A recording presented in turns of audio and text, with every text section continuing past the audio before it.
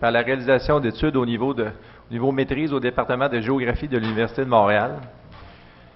À l'emploi de Dessau depuis avril 2000, il occupe depuis juin 2009 le poste de directeur de la géomatique. M. Chevrier dirige présentement une équipe de 20 professionnels et techniciens du domaine de la géomatique et supervise la standardisation des méthodes de travail en CAO, DAO et BIM de l'entreprise. Ayant participé et mené à terme la réalisation de nombreux mandats dans ce domaine, il cumule 11 années d'expérience dans la conception et la mise en place de bases de données d'applications géomatiques et de projets de cartographie.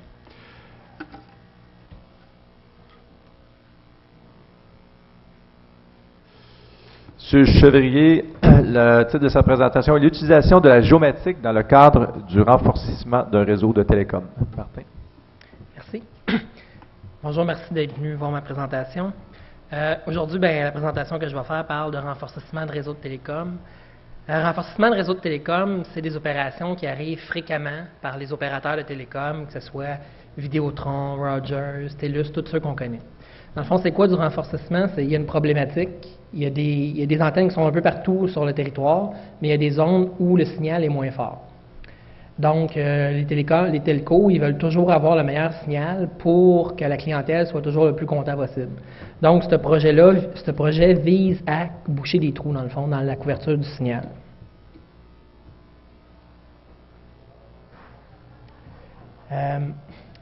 Le projet, il y a beaucoup de choses beaucoup d'informations que je ne pourrais pas donner sur les détails du projet parce que c'est de nature confidentielle. Le monde des télécos est un monde tellement concurrentiel qu'il y a beaucoup d'informations que j'ai été obligé de masquer. Mais comme je me suis dit, nous, comme géomaticiens, ce qui nous intéresse, c'est le processus qui est en arrière de ça et non le nombre de sites exacts et le type d'équipement de télécom. Donc, le projet se passe principalement au Québec, dans plusieurs villes, mais aussi dans d'autres provinces. L'objectif en tant que tel était de livrer 200 sites avec installation télécom qui était nécessaire à la date cible. Donc, c'est un projet assez corsé, puis comme je l'ai dit, c'est un projet confidentiel. Comme je vous le disais tout à l'heure, c'est quoi la problématique? Mais là, on voit une carte de couverture de la densité des ondes cellulaires qu'on utilise tous avec nos BlackBerry, nos téléphones cellulaires et tous nos autres équipements. Donc, on voit qu'en rouge, on a mis des cercles rouges pour représenter des endroits où il y avait des problèmes à régler. Donc, nous, notre mandat, c'était d'identifier ces endroits-là étaient déjà identifiés, mais aller à chacun de ces endroits-là et trouver le bon endroit où on peut mettre une structure de télécom pour optimiser le signal pour le client. Le projet consiste à... Oups, j'ai reculé. Pardon, je vais m'habituer. Donc, c'est quoi les étapes d'un projet de télécom comme ça? Au début, il faut identifier c'est quoi les sites, c'est quoi les candidats. Il y a deux notions importantes. Un site, c'est quoi? Un site, c'est un rayon dans lequel l'entreprise de télécom elle veut avoir une nouvelle structure pour améliorer sa couverture, tandis qu'un candidat, ça va être une coordonnée X, Y très précise à laquelle on va aller implanter une structure. Donc, on va toujours travailler tout le long du projet avec un rayon. Et puis, on va avoir des candidats, vous allez le voir tout à l'heure, qui vont se promener tout au long du processus au travers de ce site-là. Ça, c'est la première étape, trouver un candidat. Donc, aller cogner chez quelqu'un et dire, est-ce qu'on peut installer une structure de télécom chez vous? Donc, avec tout l'intérêt des gens pour ça. Y a-t-il quelqu'un qui va avoir une structure de télécom dans sa cour? Moi, j'en connais pas beaucoup. Une fois qu'on a trouvé l'endroit où aller, il faut faire la validation technique. Est-ce qu'on peut vraiment mettre une structure de télécom à cet endroit-là? Après ça, il faut entamer les négociations avec le propriétaire du site. Puis là, il y a beaucoup de ces problématiques-là qui se passent en ville, à Montréal, puis dans les autres villes. Donc, c'est un enjeu assez important. L'étape d'après, c'est de faire une étude technique détaillée de ce qu'il faut faire, combien ça va coûter, des plans de vie dans le fond. Puis après ça, on va aller en ingénierie puis en construction sur le site.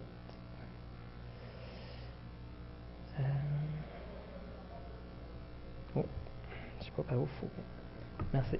Fait que l'étape numéro 1, comme je disais, c'est l'identification des candidats potentiels. Les firmes de génie sont tous habitués de faire des projets comme ça, mais à petite échelle, installer 10, 15 tours en même temps. Là, le mandat était d'une autre ampleur. C'était plus de 200 sites en même temps. Habituellement, ce genre de projet-là, ça se fait comment? C'est tu as un technicien ou un ingénieur qui part avec un Kodak, un pad, puis ça va faire le tour des sites potentiels. Ça, c'est le fun quand tu en as 10, quand tu en as 15. Quand tu en as 200, c'est un peu plus compliqué. Fait que là, c'est quoi qu'on a approché là-dedans? C'est une approche géomatique. Moi, ce que j'essaie de faire, ce que j'aime faire, c'est pas nécessairement inventer des nouveaux concepts géomatiques, mais essayer d'être innovateur dans le sens de prendre quelque chose qui fonctionne déjà ailleurs, puis l'appliquer à un nouveau processus d'affaires qui n'a jamais été en relation nécessairement avec ça. Fait que dans ce cas-là, on a appliqué des principes simples de géomatique à un besoin qui était très bien connu, un processus d'affaires qui était maîtrisé très bien, qui était identification d'un site pour installer une structure de télécom. On a mixé ça avec des outils géomatiques pour décupler l'effet, l'efficacité. Donc, comme je le disais, la méthode traditionnelle consiste à envoyer un technicien ou un ingénieur avec un Kodak, un pad, puis il prend des notes. Puis bon, c'est sûr, et c'est bien évidemment qu'on cherche certaines caractéristiques bien spécifiques. Voici un exemple d'une interface qu'on utilisait pour faire le travail. Nous, ce qu'on a monté, c'est une base de données. On a-tu sauté une cette étape? On revient encore. Encore.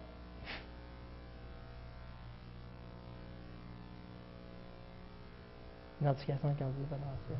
OK, on était là. Bon, la méthode de travail qu'on a développée consistait à effectuer le plus de travail possible au bureau. Fait que, bien évidemment, on veut on veut gagner de l'efficacité, donc s'éviter d'aller dehors avec le Kodak puis le pad le plus longtemps possible. Donc, qu'est-ce qu'on va faire? Bien, on a toutes sortes de données aujourd'hui qui sont disponibles sur Internet, dans les jeux de données fournis par les fournisseurs de données, puis à toutes sortes d'autres endroits. Fait essentiellement, ce qu'on a fait, c'est qu'on a tout mis ça ensemble. On a rajouté un petit peu d'interface, un petit peu de fonctionnalité pour améliorer l'efficacité d'utilisation de ces données-là. Fait qu'essentiellement, la base de tout le projet est partie de là. Fait qu'on était basé sur quoi? On était basé sur des images Bing, des photos qui sont dans Google Street Map, que tout le monde utilise pour toutes sortes de choses, mais on les a interfacées avec Bing, puis différentes bases de données comme un peu de topographie, des types d'occupation du sol, puis toutes sortes de choses comme ça. Suivant. Voici l'interface, à quoi ça ressemblait un peu l'interface de saisie. C'est assez simple. On a de l'information. Vous voyez des petites pastilles sur des choses que j'ai été obligé de masquer. On a des candidats potentiels qui avaient été identifiés selon certains critères qu'on voit apparaître à l'écran. On a le premier cercle de recherche en jaune qui est, idéalement, il faudrait que l'endroit où on va identifier pour mettre une structure se trouve à l'intérieur de cette zone-là pour avoir la meilleure couverture possible. Sinon, ben, la deuxième solution, c'est à l'intérieur du cercle bleu, c'est moins pire. Oui. Ça, c'est un exemple d'information qu'on est capable d'aller chercher en interfaçant l'application, dans ce cas-là, qui est ArcGIS avec Google Street. Donc, on voit apparaître, on a cliqué sur un endroit, puis on voit c'est quoi. Qu'est-ce qui se passe à cet endroit-là? C'est bien beau de voir une photographie aérienne, mais avec ça, on en sait pas mal plus. Donc, plus besoin, à cette étape-là, d'envoyer quelqu'un sur le terrain. On l'a déjà, l'information. Suivant.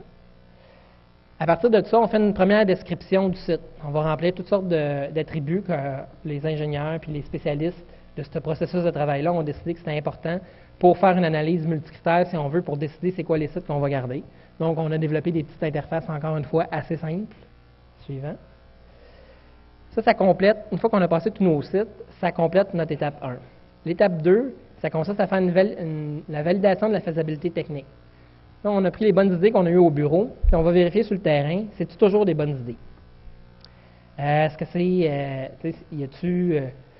est-ce que ça va répondre aux critères de génie civil? Est-ce que, on nous avait donné un rayon, est-ce que vraiment, une fois qu'on a choisi le candidat, qu'on le fait passer, qu'on le fait tourner dans les modèles de simulation de télécom, est-ce que ce candidat précis-là qu'on a maintenant avec une coordonnée XY permet d'augmenter, comme on voulait, la capacité de télécom? Est-ce qu'on est capable de relier ce point-là à du réseau de fibre optique ou du réseau filaire? Parce que c'est bien beau avoir la meilleure place possible pour mettre une antenne cellulaire. Si on n'est pas capable d'amener le jus à cet endroit-là, ça ne servira à rien. Puis tout ça, c'est-tu faisable ou pas, puis combien ça va coûter? C'est bon? C'est un exemple d'outils qu'on utilisait pour aller faire nos enquêtes terrain. Dans le fond, on avait la carte. On générait ces cartes-là en batch sur nos 200 sites. Les techniciens partaient sur le terrain, ils allaient compiler certaines informations là-dessus et ils ramenaient ça au bureau. C'est toujours environ les mêmes choses qu'on va retrouver, là, un grand rayon, un petit rayon, puis les candidats qui vont avoir été sélectionnés au bureau par les équipes multidisciplinaires. Suivant. Donc, on voit ici On ne voit pas très bien. On va passer. Dans le fond, ici, ce qu'on voyait, c'est une interface qui nous permettait de faire l'analyse de coûts. Donc, on a, comme je l'expliquais, on a une structure de télécom à installer. Il faut partir de là. C'est comme une borne, si on allait planter une borne d'incendie, puis il faut rattacher la borne d'incendie au réseau d'aqueduc. Donc, il faut faire toutes sortes d'estimés. On avait développé un outil pour faire des estimés aux règles du pouce avec ça, pour être un des critères décisionnels dans le cadre du projet. C'est bon? Une fois qu'on a validé la faisabilité technique de chacun des sites, ben, on entre dans une phase de négociation avec le propriétaire. C'est là qu'on a la majorité des problèmes. Parce que là, il faut que je cogne chez vous. Je viens de vous expliquer, ça vous dérange-tu que peut-être que je pourrais installer une structure de télécom sur votre toit? C'est absolument pas dangereux, vous n'aurez aucun problème, tout va bien aller. Tout en sachant que vous avez lu les journaux, puis il y a toutes sortes de publicités qui passent là-dessus. Donc, c'est assez sensible comme étape.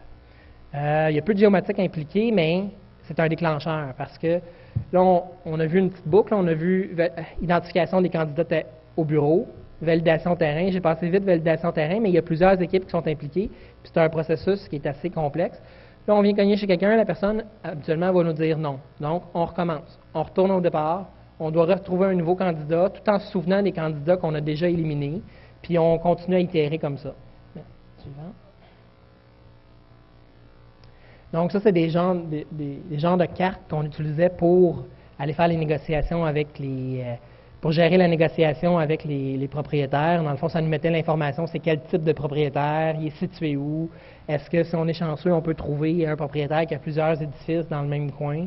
Et puis, ça va faciliter les négociations. On va pouvoir y parler de 2 sites en même temps, puis on a plus de chances d'augmenter notre résultat. Suivant. Une fois qu'on a finalement signé un contrat avec quelqu'un qui accepte qu'on installe une structure de télécom sur son édifice, son édifice ou n'importe quelle autre structure, il faut faire des études d'ingénierie plus détaillées. Fait que là, on va retourner sur le terrain. Encore là, la méthode traditionnelle, c'est de partir avec n'importe quel outil de mesure, une station totale ou un tape à mesurer, puis d'aller faire tout plein d'inventaires.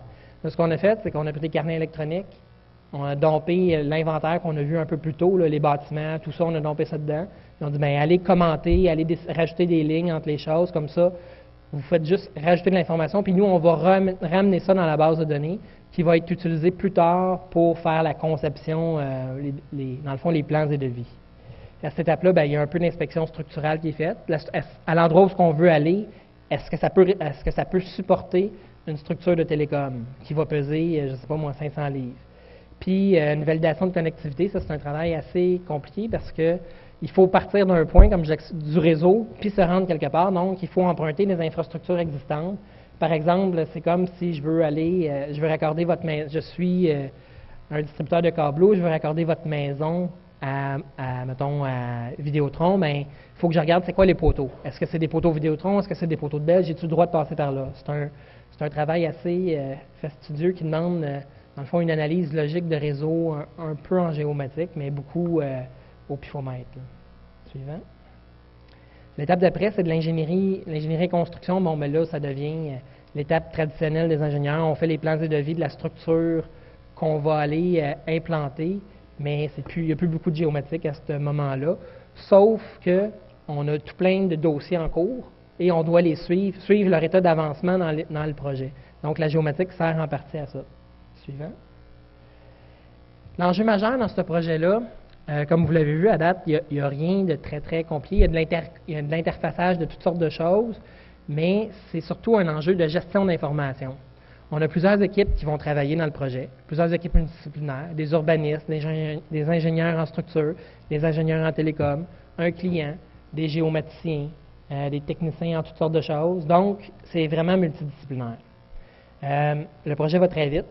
Il y a beaucoup d'échanges d'informations entre les différentes personnes. Chaque jour, les dossiers avancent. Des dossiers, il y en a énormément. Là, on en a plus de 1500. Puis un dossier, c'est un candidat. Il y a quelqu'un qui l'a fait naître à un moment donné. Puis la plupart vont mourir parce qu'on en a juste besoin de 200. On n'en a pas besoin de 1500. Donc, à beaucoup d'endroits, on a des boucles à faire. Puis la boucle, elle a à peu près 50 étapes. 50 étapes, ce que nous, on appelle des jalons.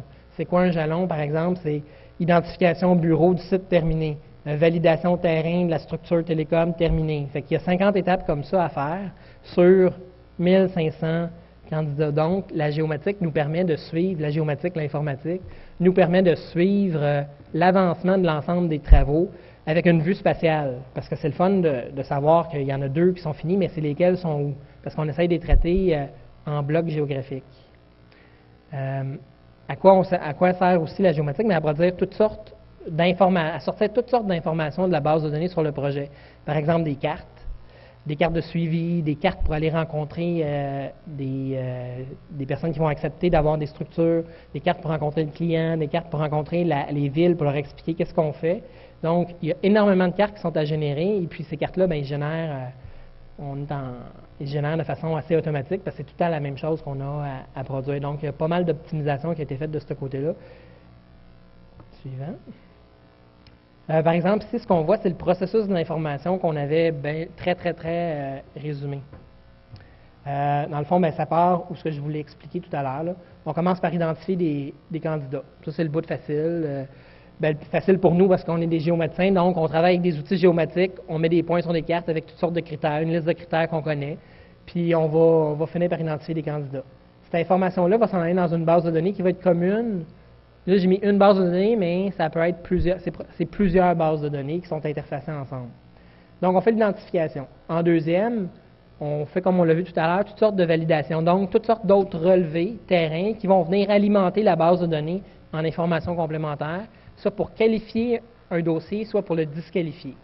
Il faut toujours maintenir l'ensemble de l'information à jour, puis parce qu'on ne sait jamais ce qui peut arriver. Il peut y avoir une décision plus tard dans le projet qui nous fait revenir sur un dossier et dire, OK, bien là, on va le réactiver, celui-là, il peut marcher. Après ça, il y a une étape de négociation avec le propriétaire, on en a parlé. Puis finalement, une fois que tout ça est réglé, bien, il y a des études techniques détaillées, donc des plans et devis. Par la suite, on va aller en ingénierie et construction. Comme vous le voyez, bien, c'est un processus itératif qui va comme ça. Puis il y a un retour ici. À chacune de ces étapes-là, de l'étape 2, 3 puis 4, il y a une possibilité de disqualification. C'est quelque chose qui ne fait pas, pouf, le dossier est terminé, ou archivé du moins, puis on revient à l'étape initiale.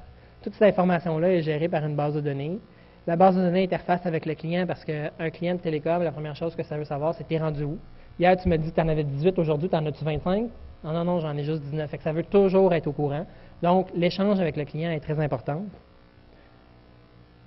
Suivant. Les technologies utilisées. Bien, il n'y a rien de très sorcier. C'est toutes des technologies qu'on est tous habitués d'utiliser. ArcGIS, Google Street View, des GPS avec des carnets électroniques, des appareils photo avec GPS. Ouais, on a utilisé ça, on a essayé ça pour une des premières fois dans un si gros projet. C'est des appareils photo qui enregistrent une coordonnée GPS sur la photo. Ça existe depuis quelques années et ça donne des résultats. La personne n'a plus besoin d'indiquer la photo 18, je l'ai pris à tel endroit, puis on n'a plus besoin de traîner la feuille avec la liste des endroits où les photos ont été prises. La coordonnée vient s'inscrire sur la photo, donc ça sauve un temps fou, puis on peut sortir des listes avec ça pour aller positionner automatiquement les photos sur la carte. Ce qu'on a fait, on avait une couche qui permettait d'avoir toutes les photos qui avaient été prises. Si quelqu'un veut, il peut aller cliquer sur la photo, la faire apparaître, puis voir qu'est-ce qui s'est passé.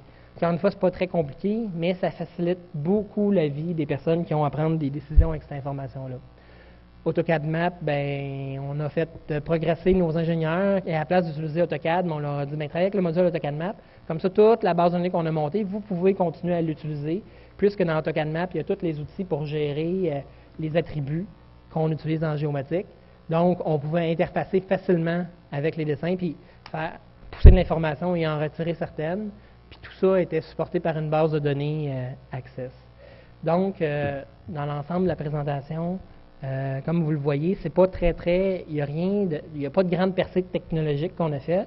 Ce que je trouve qui est intéressant par exemple, c'est qu'on a pris un processus déjà existant, puis on lui a appliqué des notions de géomatique qui, comme je l'ai dit, ne sont pas très avancées, mais on les a appliquées de la bonne façon, puis je pense qu'il y a beaucoup de succès en général en géomatique qui vient de là, prendre quelque chose qui fonctionne, l'appliquer à quelque chose qui a un besoin, sans essayer de toujours inventer la roue, puis ça permet d'augmenter l'efficacité de façon très importante d'un processus. Merci beaucoup. Martin.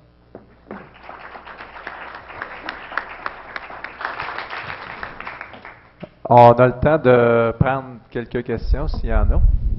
Je demanderai de vous identifier. Moi, Martin, j'en ai une. Lorsque vous avez fait des travaux, la couverture initiale vous a permis de savoir qu'il fallait installer des tours ici et là. Est-ce que c'était fourni par l'entreprise en télécom ou vous aviez à faire la couverture avant? Non, dans ce cas-là, les données étaient fournies par l'entreprise en télécom, qui ont tous des super systèmes, qui, ce bout-là, ils gèrent. C'était modélisé. C'était modélisé, oui. Et lorsque vous faites une sélection, pour confirmer la sélection, lorsque c'est construit, y a-t-il un as-build qui est fait dans le sens des mesures qui sont faites autour, c'est encore de la simulation? Il y a beaucoup d'itérations qui est faite avec le système expert. À chaque fois qu'on identifie un candidat, au début, on nous a donné un rayon. Dans ce rayon-là, on veut que vous nous installiez une structure. Comme je l'expliquais, à chaque fois qu'on va choisir une coordonnée X, Y précise où on veut aller, on doit faire une communication avec le client puis lui demander de revalider. Mais ça reste une simulation toujours.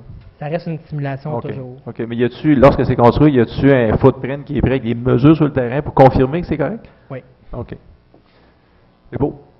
Oui, une question en arrière.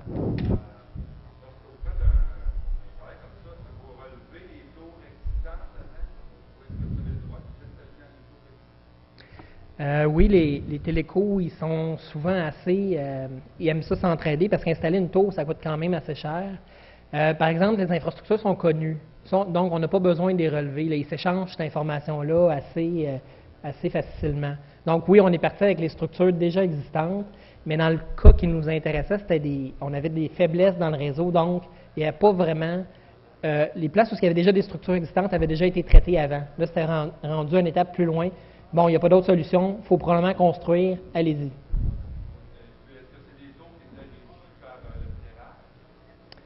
Ça, c'est des choses c'est un niveau de détail dans lequel je ne peux pas embarquer aujourd'hui.